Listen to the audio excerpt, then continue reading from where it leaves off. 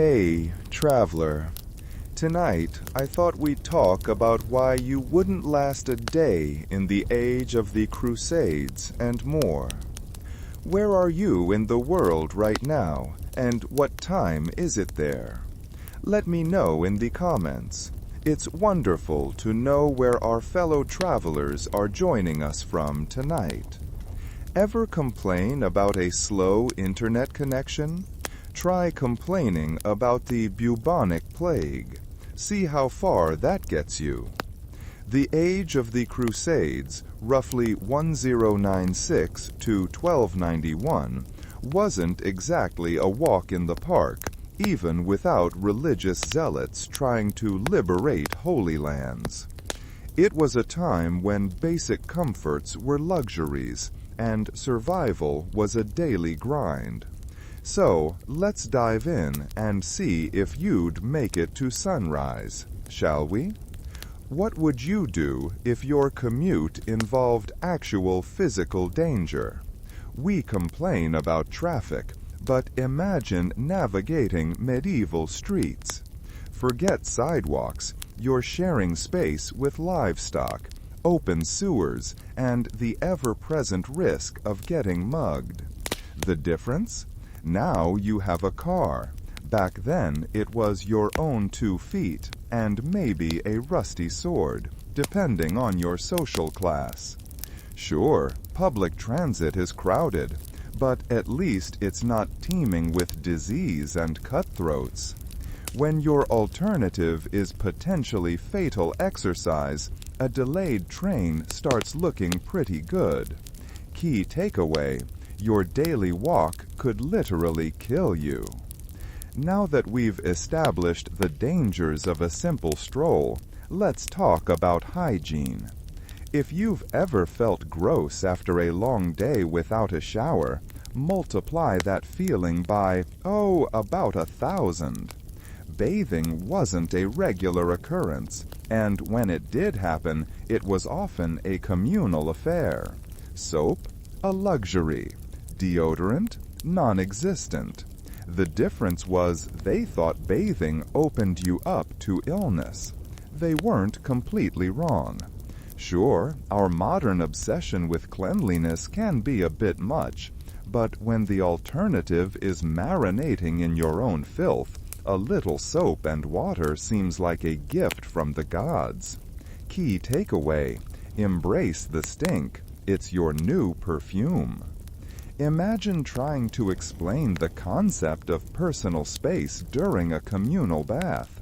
They'd probably just stare at you blankly, then try to sell you a questionable remedy for your delicate sensibilities. Speaking of questionable remedies, let's discuss healthcare. Got a headache? Your options ranged from bloodletting to praying to a saint, with a healthy dose of herbal concoctions thrown in for good measure. Broken leg? Hope you have a skilled barber surgeon nearby. The difference? Now we have antibiotics, anesthesia, and doctors who know what they're doing. Sure, healthcare costs can be outrageous, but when the alternative is dying of a simple infection, suddenly those bills seem a little less daunting. Picture explaining to a medieval doctor that you need an MRI. He'd probably accuse you of witchcraft and prescribe leeches. Key takeaway: modern medicine is a miracle. Appreciate it. But what good is avoiding disease if you're constantly worried about food poisoning? Medieval cuisine was, shall we say, rustic. Preservation methods were limited, so food often went bad quickly. Spices were used to mask the flavor of questionable meat, and clean water was a rare commodity. The difference? Now we have refrigeration, food safety regulations, and readily available bottled water. Sure, processed food isn't exactly health food, But when the alternative is eating rancid meat and drinking contaminated water, a bag of chips suddenly seems a lot more appealing. Key takeaway: consider yourself lucky if your food is not actively trying to kill you. It's also worth noting that the typical medieval diet was incredibly boring. You'd be eating the same meals every day. So, you're sick, your food sucks, and the world is dark. Awesome. From food to entertainment. What did people do for fun? Well, if you were wealthy, you might enjoy hunting, feasting, or watching jousting tournaments. If you were a peasant, hard labor, religious festivals, and the occasional public execution. The difference? Now we have movies, video games, and the internet. Sure, modern entertainment can be mindless and addictive. But when the alternative is watching someone get drawn and quartered, a Netflix binge suddenly seems a lot more appealing. Key takeaway: count your blessings that TikTok wasn't invented in 1200. Imagine trying to explain TikTok to a medieval peasant. They'd probably think you're possessed by demons. Now that we've covered daily life, let's talk about social mobility. Want to climb the social ladder? Good luck. Medieval society was rigidly stratified, with little opportunity for advancement. You were born into your station, and you usually stayed there. The difference? Now we have education, entrepreneurship, and the chance to make something of yourself. Sure, social inequality still exists, but when the alternative is being permanently stuck in your assigned role, the possibility of upward mobility seems like a beacon of hope. Key takeaway: your social class was basically your destiny. Speaking of destiny, let's address the elephant in the room, the Crusades themselves. Imagine being conscripted into a holy war, forced to march thousands of miles to a foreign land, all for the glory of God. The difference? Now we have professional armies and a greater understanding of international relations. Sure, war is still a terrible thing, but when the alternative is being a reluctant participant in a religiously motivated slaughter, the complexities of modern geopolitics seem almost reasonable. Key takeaway: religious wars are not fun for anyone involved. Imagine trying to explain the concept of collateral damage to a medieval crusader. They'd probably just shrug and say, "God wills it." Finally, let's talk about the overall atmosphere. The Middle Ages were a time of superstition, fear, and uncertainty. Life was fragile, and death was always lurking around the corner. The difference? Now we have science, technology, and a stable society. Sure, we face our own challenges, but when the alternative is living in constant fear of the unknown, the modern world seems like a paradise. Key takeaway: ignorance is not bliss, it's terrifying. So, would you last a day in the age of the Crusades? Probably not. But hey, at least you can appreciate your modern comforts a little more, right? Now, get some sleep, and maybe take a shower. All right, let's settle in for the night. Now that you've had a glimpse into a day in the life back then, let's see if we can't dig a little deeper, shall we? Ever feel like your problems are insurmountable? Picture facing down a siege with a week-old loaf of bread as your primary weapon. It's easy to think our struggles are unique, but hardship is a constant in the human story. We've talked about the big picture, but now let's zoom in on the everyday realities of living in the shadow of the Crusades. We have comfy homes, and they had drafty castles. So let's explore the nitty-gritty, the things that history books often gloss over. Key takeaway: perspective is a powerful sleeping pill. Now that we've established that a trip to the grocery store was a potentially lethal endeavor, let's talk about light. Ever complain about the electricity bill?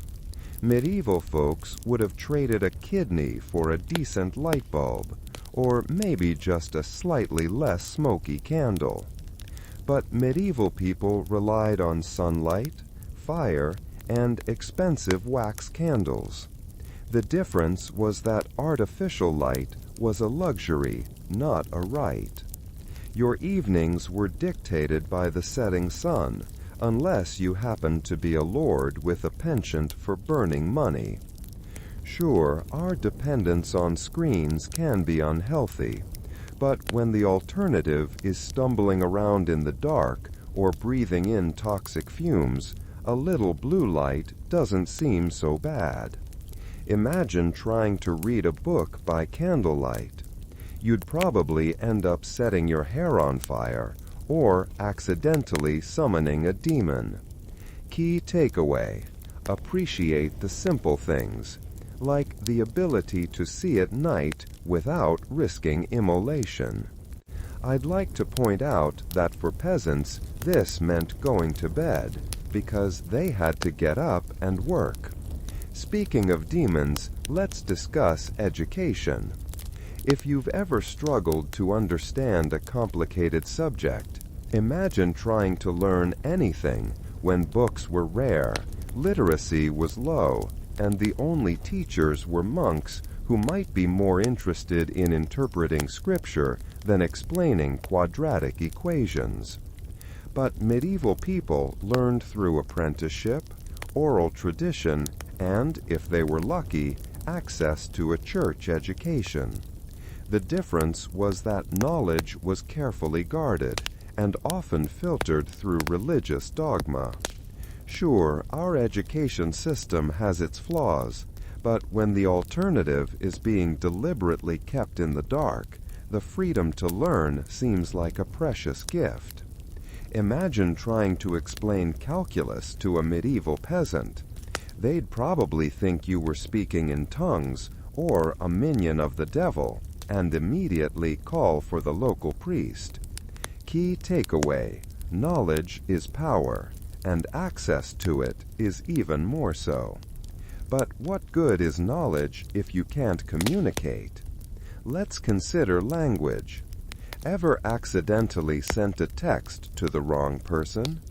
Try delivering a message across kingdoms when your only options are horseback or carrier pigeon. Good luck explaining LOL to a knight delivering battle plans. But medieval people communicated through letters, messengers, and the occasional town crier. The difference was that communication was slow, unreliable, and often subject to misinterpretation. Sure, our digital communication can be overwhelming, but when the alternative is waiting weeks for a reply that might never arrive, instant messaging seems like a miracle. Imagine trying to explain the concept of emojis to a medieval scribe. He'd probably faint from the sheer absurdity of it all. Key takeaway: words traveled slowly, so every sentence mattered. Speaking of matters, let's move on to law and order. Ever gotten a parking ticket? Imagine being accused of heresy based on the ramblings of a drunken witness. Medieval justice wasn't exactly known for its fairness or objectivity or concern about justice at all. But medieval people were subject to feudal law, church courts, and the whims of their local lord. The difference was that justice was often arbitrary, brutal, and heavily influenced by social status. Sure, our legal system has its problems, but when the alternative is trial by ordeal or a public flogging, due process seems like a welcome concept. Imagine trying to argue your case before a medieval judge. He'd probably just yawn and sentence you to the stocks for disturbing his afternoon nap. Key takeaway: the law was a weapon, wielded by those in power. From law to leisure. What did people do to relax? Ever spend a weekend binge-watching TV? Imagine your only options for entertainment being bear-baiting, public executions, and the occasional traveling minstrel. I'd still rather watch the bear. But medieval people found amusement in festivals, games, storytelling, and religious ceremonies. The difference was that entertainment was often communal, participatory, and intertwined with religious or social obligations.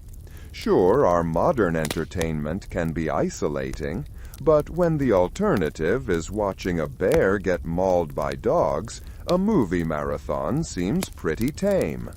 Imagine trying to explain the concept of virtual reality to a medieval peasant. They'd probably just assume you'd been possessed by a particularly imaginative demon. Key takeaway: entertainment was a break from hardship, not an escape from reality. Now that we've covered the lighter side of life, let's talk about something a bit heavier: death. Ever worried about your retirement plan? Imagine knowing that you'd likely die before the age of 40, probably from disease, starvation, or violence. The end was always right around the corner. But medieval people lived with death as a constant presence, shaping their beliefs, rituals, and daily lives.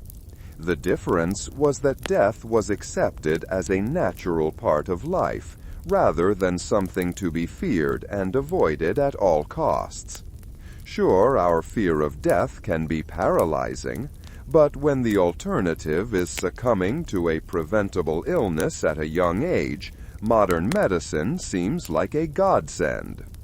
Imagine trying to explain the concept of cryogenics to a medieval monk. He'd probably accuse you of blasphemy and try to burn you at the stake. Key takeaway: death was a neighbor, not a stranger. Speaking of beliefs, let's explore the role of religion. Ever struggled with your faith? Imagine living in a world where religious dogma dictated every aspect of your life, from what you ate, to who you married, to how you died.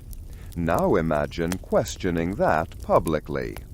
But medieval people found solace, meaning, and community in their faith, which permeated every aspect of their lives. The difference was that religion was often intertwined with superstition, fear, and the threat of eternal damnation. Sure, our modern world can be overly secular, but when the alternative is being burned at the stake for questioning church doctrine, religious freedom seems like a precious right. Imagine trying to explain the concept of atheism to a medieval inquisitor. He'd probably just laugh maniacally and sharpen his torture instruments. Key takeaway: faith was a shield and a chain, all in one. Now that we've touched on the spiritual realm, let's come back down to earth and talk about clothing. Ever complained about uncomfortable shoes? Imagine wearing the same itchy wool garment every day for months, regardless of the weather. No way to order new ones online. But medieval people wore clothing that was practical, durable, and often dictated by their social status. The difference was that comfort and style were secondary to functionality and social conformity. Sure, our fashion choices can be frivolous, but when the alternative is wearing a scratchy tunic that smells like sheep for the rest of your life, a little retail therapy seems justified. Imagine trying to explain the concept of haute couture to a medieval peasant. They'd probably just stare at you blankly and wonder if you were speaking a foreign language. Key takeaway: clothing was a uniform, not a statement. Speaking of statements, let's consider social status. Ever felt stuck in your career? Imagine being born into a rigid social hierarchy with virtually no chance of upward mobility.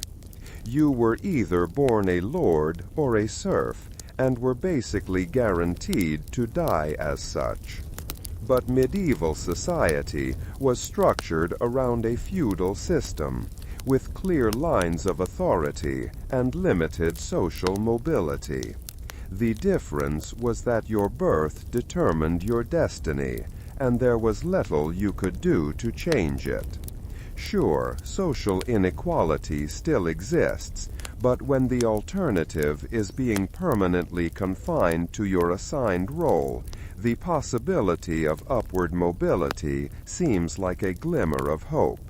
Imagine trying to explain the concept of the American dream to a medieval serf. He'd probably just laugh bitterly and go back to tilling the fields. Key takeaway: social mobility was a myth for most people. Now that we've discussed social structures, let's talk about warfare. Ever stressed about a deadline? Imagine being conscripted into an army and forced to fight in a bloody, brutal battle with little training and even less hope of survival. It was definitely worse than deadlines. But medieval warfare was a constant reality, shaping politics, economics, and daily life. The difference was that war was often fought for religious, political, or economic gain, with little regard for the human cost. Sure, modern warfare is horrific, but when the alternative is hand-to-hand combat with swords and axes, the complexities of modern geopolitics seem almost reasonable. Imagine trying to explain the concept of drone warfare to a medieval knight. He'd probably just scoff and say, "Bring it on! I've faced dragons." Key takeaway: war was a way of life, and death was its constant companion. Finally, let's touch on the environment. Ever worried about climate change? Imagine living in a world where deforestation, pollution, and natural disasters were rampant, and no one understood the consequences. The weather itself was a constant enemy. But medieval people lived in close proximity to nature, relying on it for their survival and respecting its power. The difference was that they lacked the scientific understanding and technological tools to mitigate environmental damage. Sure, our environmental challenges are daunting, but when the alternative is being completely at the mercy of the elements, our modern technology seems like a potential savior. Imagine trying to explain the concept of renewable energy to a medieval miller. He'd probably just shrug and say, "Windmills work just fine, thank you very much." Key takeaway: Nature was both a provider and a destroyer. So, would you last a day in the age of the Crusades? Now that we've really gotten into the details. It's a grim picture, isn't it? But hopefully, it's also a reminder to appreciate the comforts and opportunities we often take for granted. Now, close your eyes, think of something pleasant, and drift off to sleep. All Sweet right. dreams. Settle in a bit deeper, insomniacs. We've dipped our toes into the less than glamorous realities of the Crusades era. Now, let's really sink into the mud, metaphorically speaking, of course. Unless you're into that kind of thing, no judgment here. We're all just trying to make it through the night. Key takeaway: misery loves company, especially at 3 a.m. Hey, what if you're feeling under the weather? Ever popped a pill for a headache? Imagine your doctor prescribing a potion made of, well, let's just say the ingredients weren't FDA approved. And the FDA didn't exist. But medieval people relied on herbal remedies, bloodletting, and prayer to cure their ailments. The difference was that medical knowledge was limited, sanitation was poor, and the line between medicine and magic was often blurred. Sure, our modern medicine isn't perfect, but when the alternative is trusting a barber to perform surgery with a rusty knife, a trip to the doctor doesn't seem so bad. Imagine trying to explain germ theory to a medieval physician. He'd probably just prescribe more leeches. Key takeaway: an apple a day kept the doctor away, probably into someone else's village. Look, speaking of unsavory practices, let's discuss hygiene. Ever forget to shower for a day or two? Imagine going months without bathing, sharing your clothes with lice, and using a chamber pot as your personal toilet. Yeah, it gets worse. But medieval people had different standards of cleanliness, influenced by their beliefs about health and hygiene. The difference was that bathing was often seen as dangerous, access to clean water was limited, and personal hygiene was, well, let's just say it wasn't a priority. Sure, our modern obsession with cleanliness can be excessive, but when the alternative is smelling like a walking biohazard, a little soap and water seems like a luxury. Imagine trying to explain the concept of deodorant to a medieval knight in full armor. He'd probably just laugh and say, "What's the point? I'm going to sweat it all off anyway." Key takeaway: cleanliness was next to impossible, not godliness. So, what about food? Ever ordered takeout because you were too lazy to cook? Imagine foraging for berries in the woods, hunting for rabbits with a slingshot, and praying that your crops wouldn't be destroyed by locusts. Also, you might get robbed. But medieval people relied on agriculture, hunting, and trade to obtain their food. The difference was that food was often scarce, seasonal, and susceptible to spoilage. Sure, our modern food system has its problems, but when the alternative is starving to death during the winter months, a trip to the supermarket seems like a miracle. Imagine trying to explain the concept of a microwave to a medieval cook. They'd probably think you were a sorcerer, capable of conjuring food from thin air. Key takeaway: every meal was a victory over starvation. Now that we're thinking about food, let's consider drink. Ever grabbed a soda to quench your thirst? Imagine drinking ale or watered-down wine for every meal, because the water was often contaminated with sewage. Delicious. But medieval people relied on fermented beverages for hydration, sanitation, and social lubrication. The difference was that alcohol was often safer to drink than water, and drunkenness was a common occurrence. Sure, our modern beverage options are diverse, but when the alternative is risking dysentery with every sip, a pint of ale seems like a responsible choice. Imagine trying to explain the concept of deodorant to a medieval knight in full armor. He'd probably just laugh and say, "What's the point? I'm going to sweat it all off anyway." Key takeaway: cleanliness was next to impossible, not godliness. So, what about food? Ever ordered takeout because you were too lazy to cook?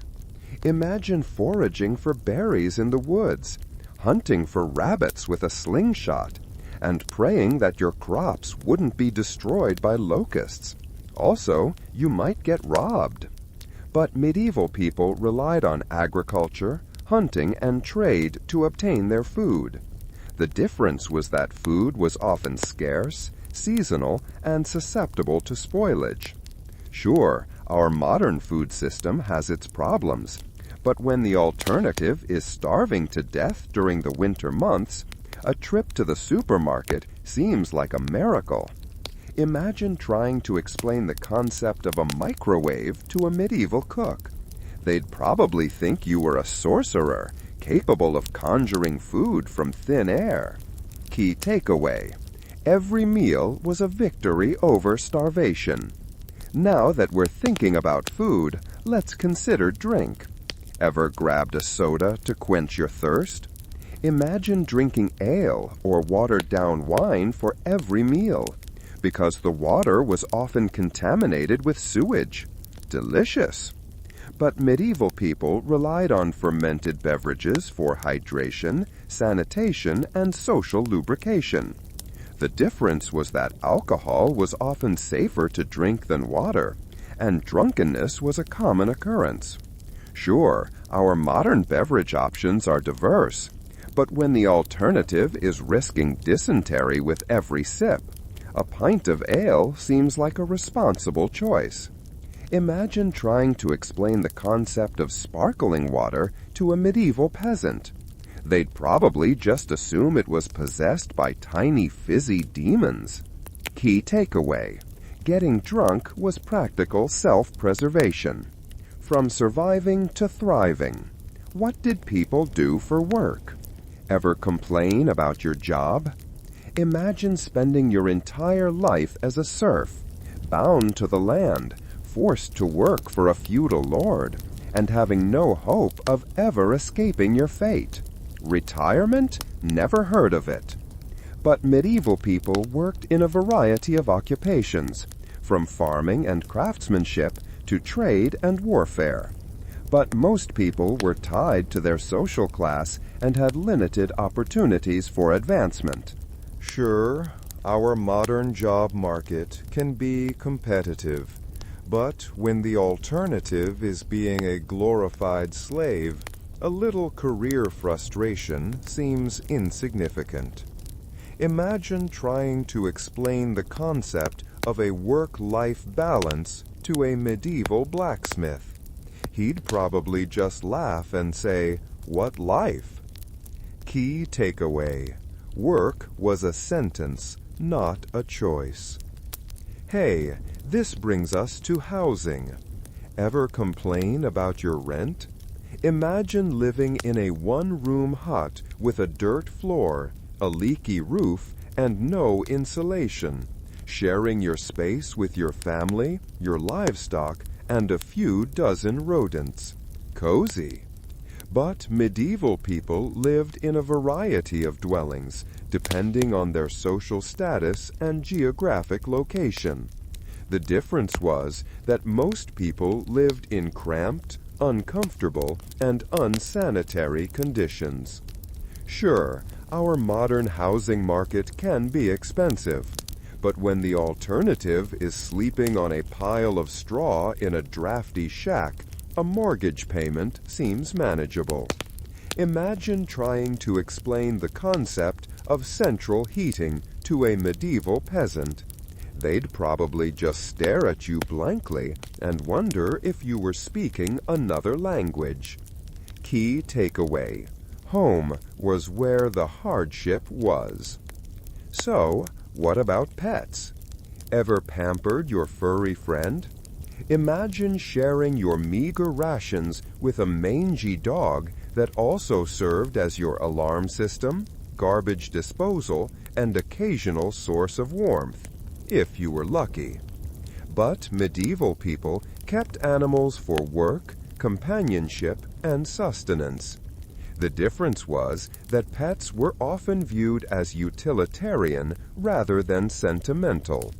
Sure, our modern pet culture can be extravagant, but when the alternative is eating your pet in times of famine, a little doggy spa treatment seems harmless. Imagine trying to explain the concept of a cat video to a medieval monk. He'd probably just accuse you of frivolousness and tell you to get back to transcribing manuscripts. Key takeaway: pets were tools, not toys. Look, speaking of relationships, let's discuss marriage. Ever struggled with dating? Imagine being forced into an arranged marriage with someone you barely knew, for purely political or economic reasons, with no say in the matter. Romance? Overrated. But medieval people married for a variety of reasons, including love, companionship, and social stability. The difference was that marriage was often viewed as a pragmatic arrangement rather than a romantic ideal. Sure, our modern dating scene can be frustrating, but when the alternative is being forced to marry your neighbor's son to settle a land dispute, a bad Tinder date seems like a walk in the park. Imagine trying to explain the concept of a prenuptial agreement to a medieval bride. She'd probably just faint from the sheer audacity of it all. Key takeaway: love was optional. Property was essential. Now that we're talking about families, let's consider children. Ever struggled with parenting? Imagine raising a dozen children in a disease-ridden environment, knowing that half of them would probably die before reaching adulthood. Fun times. But medieval people loved and cared for their children, despite the challenges they faced. The difference was that childhood was often short, harsh, and marked by high mortality rates. Sure, our modern parenting challenges are significant, but when the alternative is burying your children before they reach their 10th birthday, a sleepless night with a teething toddler seems bearable. Imagine trying to explain the concept of a helicopter parent to a medieval mother. She'd probably just laugh and say, "I'm too busy trying to keep them alive to hover." Key takeaway: childhood was a fleeting gift. From families to communities, how did people interact with each other? Ever gossiped about your neighbors? Imagine living in a small village where everyone knew everyone else's business, and your reputation was everything. Privacy? Forget about it. But medieval people relied on their communities for support, protection, and social connection. The difference was that social norms were strict, conformity was expected, and dissent was often punished. Sure, our modern society can be isolating, but when the alternative is being ostracized for expressing an unpopular opinion, a little online anonymity seems liberating. Imagine trying to explain the concept of cancel culture to a medieval villager. They'd probably just shrug and say, "We've been doing that for centuries." Key takeaway: community was a lifeline and a cage.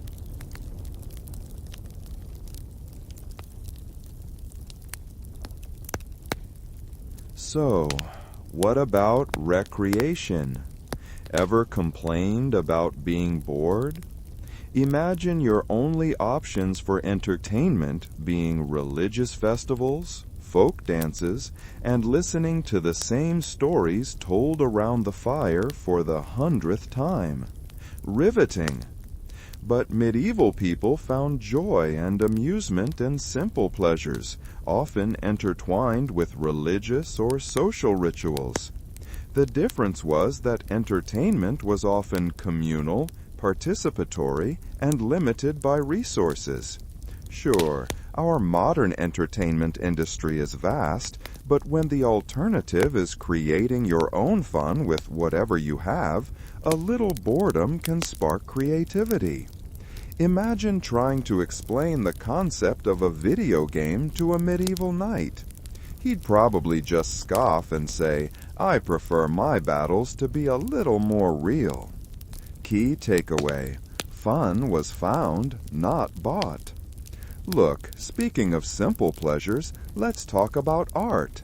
Ever visited a museum and wondered what the artist was thinking?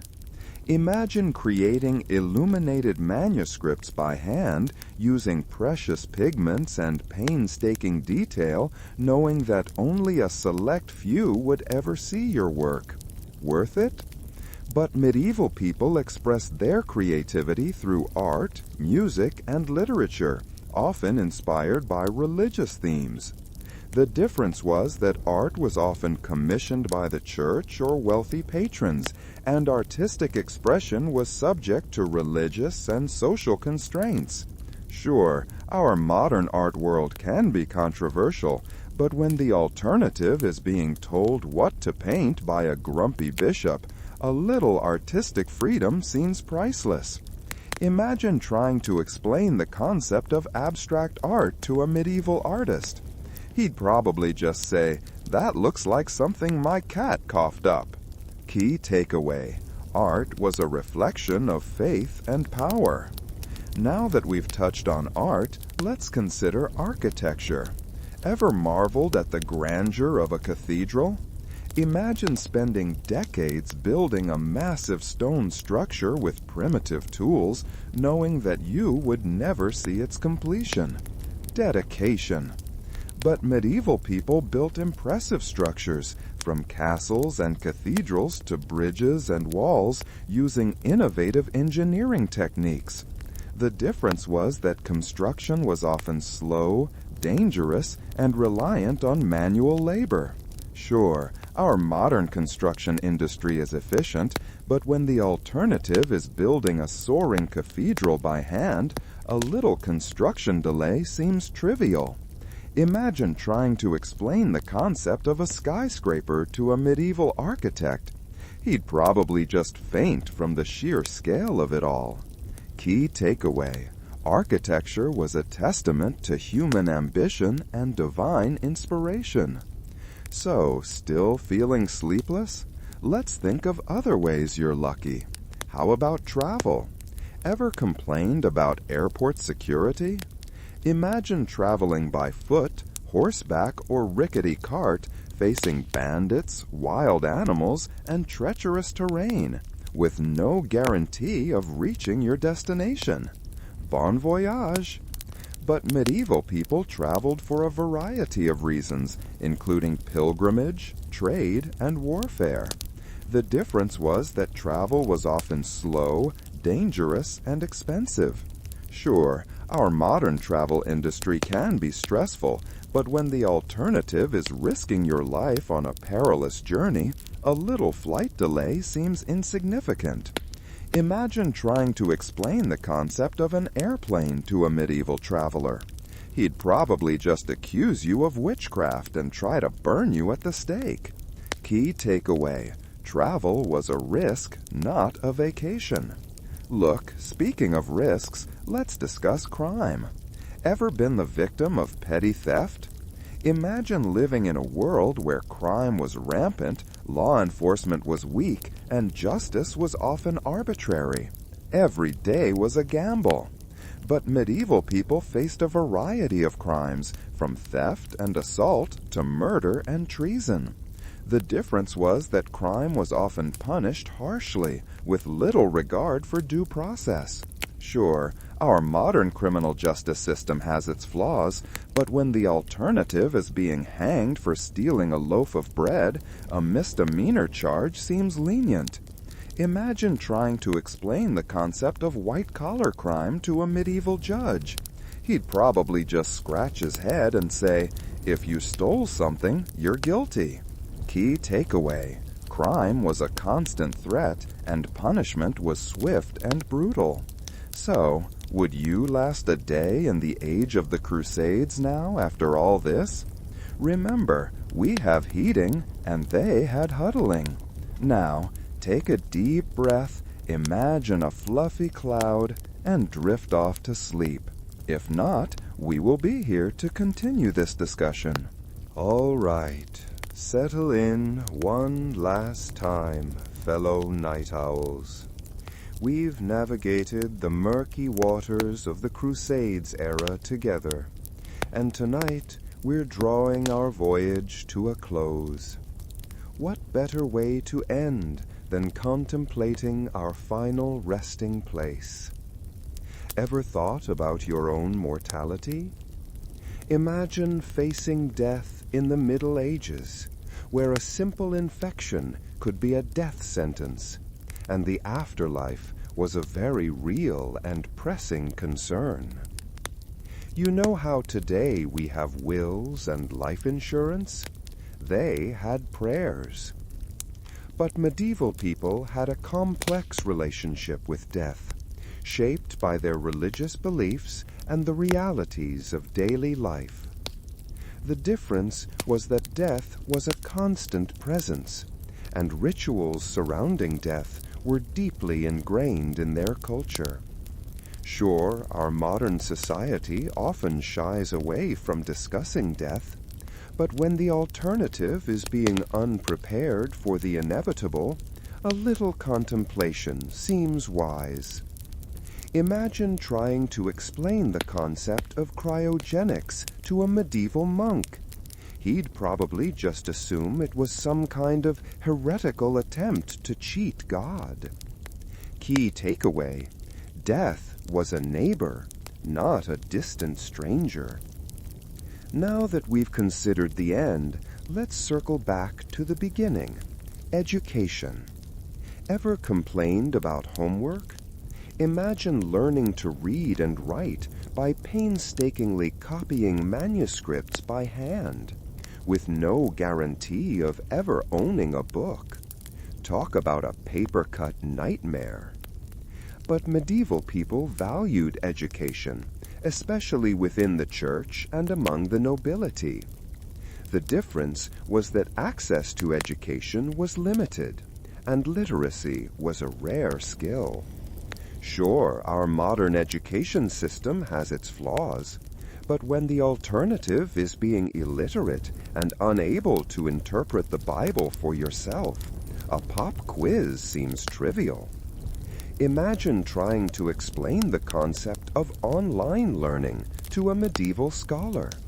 He'd probably just assume it was some kind of demonic influence. Key takeaway: knowledge was power, carefully guarded. Speaking of power, let's discuss the legal system. Ever received a parking ticket? Imagine being accused of witchcraft and subjected to a trial by ordeal, where your innocence was determined by whether you survived being burned or drowned. Talk about high stakes. But medieval people relied on customary law, feudal courts, and religious tribunals to maintain order and resolve disputes. The difference was that justice was often arbitrary, biased, and influenced by social status. Sure, our modern legal system has its problems, but when the alternative is being tortured for a confession, a jury duty summons seems like a vacation. Imagine trying to explain the concept of innocent until proven guilty to a medieval lord. He'd probably just laugh and say, "Guilty until proven useful." Key takeaway: justice was a privilege, not a right. But what good is law without order? Let's consider warfare and defense. Ever been stuck in traffic? Imagine being caught in the middle of a siege, with catapults hurling rocks over your house and enemy soldiers trying to scale the walls. Rush hour has nothing on that. But medieval people lived in a world of constant conflict, and warfare was a regular part of life. The difference was that warfare was often brutal, localized, and driven by territorial disputes and religious fervor. Sure, our modern world has its share of conflict, but when the alternative is living in constant fear of invasion, a political argument seems insignificant. Imagine trying to explain the concept of nuclear weapons to a medieval king. He'd probably just faint from the sheer destructive power. Key takeaway: peace was a luxury, not a guarantee. From war to faith, let's consider religion and spirituality. Ever attended a boring church service? Imagine your entire life revolving around religious rituals, with the church dictating everything from your daily schedule to your moral code. Sunday morning snooze button? Not a chance. But medieval people found meaning and solace in their faith, which permeated every aspect of their lives. The difference was that religion was often intertwined with superstition, and religious authority was absolute. Sure, our modern world offers a variety of spiritual paths, but when the alternative is being excommunicated for questioning church doctrine, a little religious tolerance seems wise. Imagine trying to explain the concept of atheism to a medieval peasant. They'd probably just assume you were possessed by the devil. Key takeaway: faith was a compass and a cage. So, we talked about law, but what about social hierarchy? Ever felt like you were stuck in a dead-end job? Imagine being born into a rigid social class with no hope of ever climbing the ladder. Talk about a glass ceiling. But medieval people lived in a hierarchical society, with nobles, clergy, and peasants occupying distinct social strata. The difference was that social mobility was limited, and your birth determined your fate.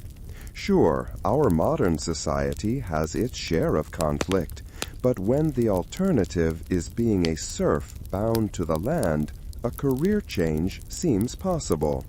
Imagine trying to explain the concept of meritocracy to a medieval noble.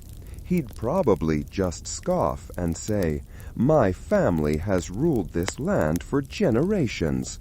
I earned this by birthright." Key takeaway: your place was predetermined, not chosen. Hey, we've covered the big things, but what about commerce and trade? Ever complained about shipping costs? Imagine relying on caravans and ships to transport goods across vast distances, facing pirates, bandits, and unpredictable weather. Free 2-day shipping? A pipe dream. But medieval people engaged in trade, connecting distant regions and exchanging goods and ideas. The difference was that trade was often risky, expensive, and subject to political instability. Sure, our modern global economy has its challenges, but when the alternative is waiting months for a shipment of spices, online shopping seems instantaneous. Imagine trying to explain the concept of cryptocurrency to a medieval merchant.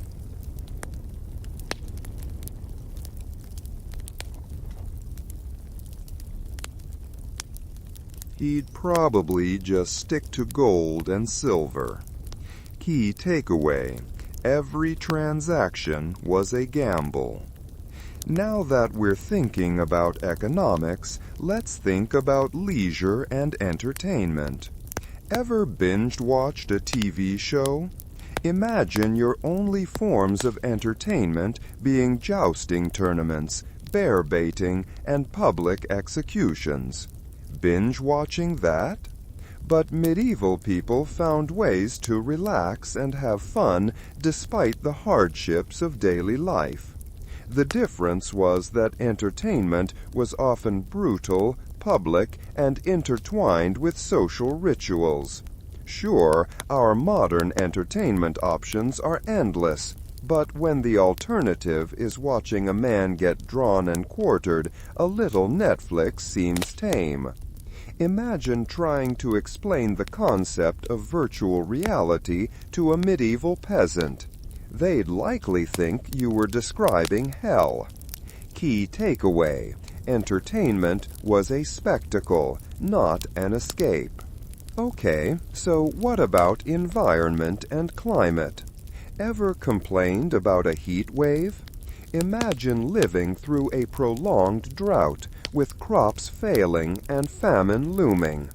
At least you can turn on the AC. But medieval people were deeply affected by the environment, and climate played a significant role in their lives. The difference was that they had little control over the weather, and their survival depended on adapting to its vagaries. Sure, our modern world faces environmental challenges, but when the alternative is watching your family starve because of a failed harvest, a recycling program seems pretty nice. Imagine trying to explain the concept of climate change to a medieval farmer. He'd probably just say, "The gods are angry." Key takeaway: nature was the ultimate authority. And now, after all this, we arrive at our final question. Would you really last a day? We've journeyed together through the realities, both grim and fascinating, of a world vastly different from our own. We've considered the lack of modern medicine, hygiene, and comforts, and pondered the ever-present dangers of violence, disease, and starvation. We've explored the constraints of social hierarchy, the dominance of religious dogma, and the limited opportunities for personal expression. We know they had faith, but didn't know Netflix. But remember this, too. Medieval people were not simply victims of their circumstances. They were resilient, resourceful, and deeply connected to their communities. They found joy in simple pleasures, expressed their creativity through art and music, and built enduring structures that continue to inspire awe today. They had each other. As the late-night hours fade, it's time to return to the present and appreciate the relative comfort and safety we often take for granted. Perhaps next time you find yourself reaching for a pain reliever, enjoying a hot shower, or simply flipping through channels on TV, you'll spare a thought for those who lived in a world without such conveniences. Thank you for sharing this journey through time with me. It's been an honor to explore these shadowy corners of history with you, those fellow insomniacs who find solace in the quiet whispers of the past. And as the dawn approaches, may you find peace and rest, knowing that even in the darkest of nights, there is always something to learn and to appreciate. Sleep well, knowing you wouldn't last a day in the Crusades, but you can think about it.